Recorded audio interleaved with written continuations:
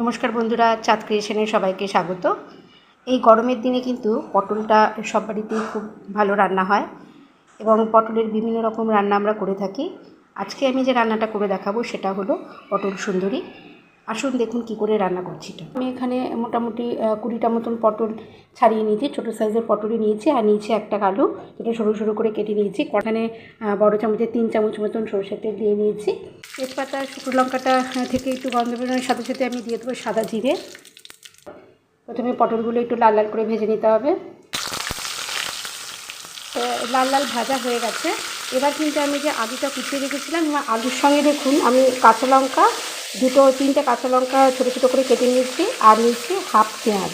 এই পেঁয়াজ, লঙ্কা আর আলুটা কিন্তু এবারে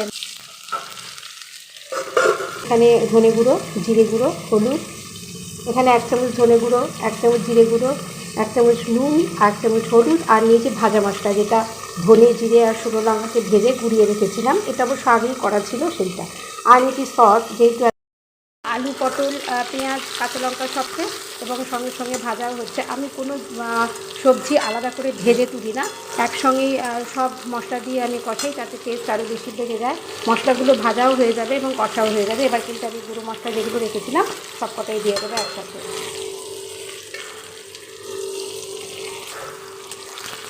চাইলে আপনারা একটু জলে ভিজিয়ে রাখতে পারেন। আজকে আমার সময় খুব কম, সেই জন্য আর জলে ভেজানো হয়নি। এই মশলাটা দিয়ে কিন্তু আমি একটু জল দিয়ে নাড়বো, যেহেতু শুকনো মশলা।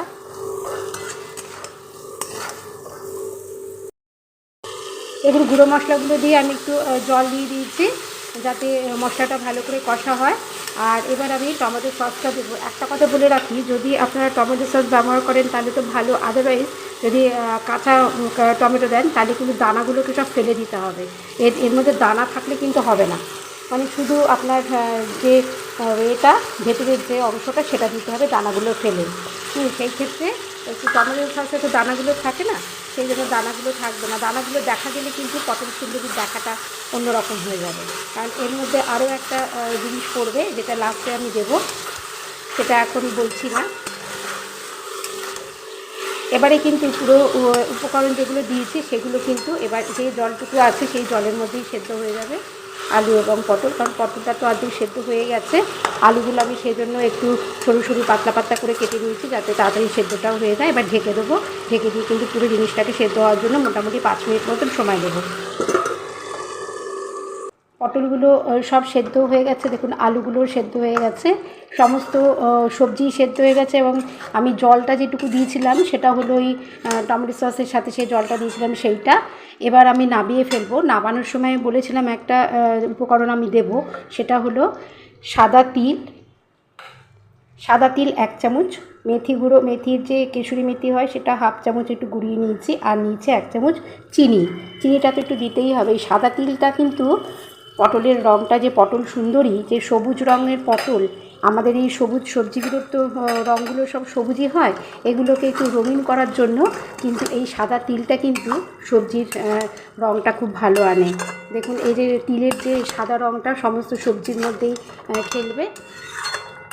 আর কেশরি মেথির যে সুন্দর একটা গন্ধ, সেই গন্ধটা কিন্তু এই পটল সুন্দরীর মধ্যে পুরো ভরে যাবে, একটু মিষ্টি মিষ্টিও হবে। দেখুন আমি কিন্তু এখানে আদা বাটা বা রসুন বাটা বা পেঁয়াজ বাটা কিচ্ছু দিইনি, শুদ্ধ গুঁড়ো মশলা আর টমেটো সস। টমেটো সসটা এই জন্যই বললাম যে টমেটো সসের মধ্যে কোনো রকম দানা থাকে না, তাহলে সবজিটার যে এই তিলের যে সাদা সাদা যে এইগুলো দানাগুলো, সেগুলো কিন্তু ভালো দেখা যাবে। দেখুন আমার পটল সুন্দরী পুরো তৈরি হয়ে গেছে। এবার আমি পরিবেশন করব। পরিবেশনের জন্য একটা আলাদা পাত্রে ঢেলে দেবো। পটল সুন্দরী কিন্তু পুরো আমি নামিয়ে ফেলেছি। দেখুন এবার পরিবেশনের পালা, খেতে দেবো। তার জন্য আমি একটা আলাদা প্লেটে তুলে নেব।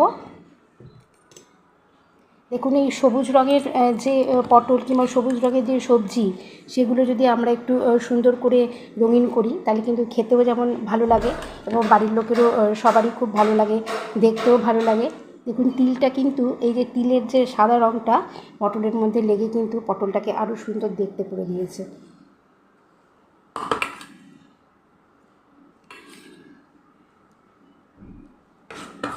গ্রেভি বলতে এখানে একটু তেলটা বেশি দিতে হবে, এই তেলটাই থাকবে সমস্ত পটলের মধ্যে।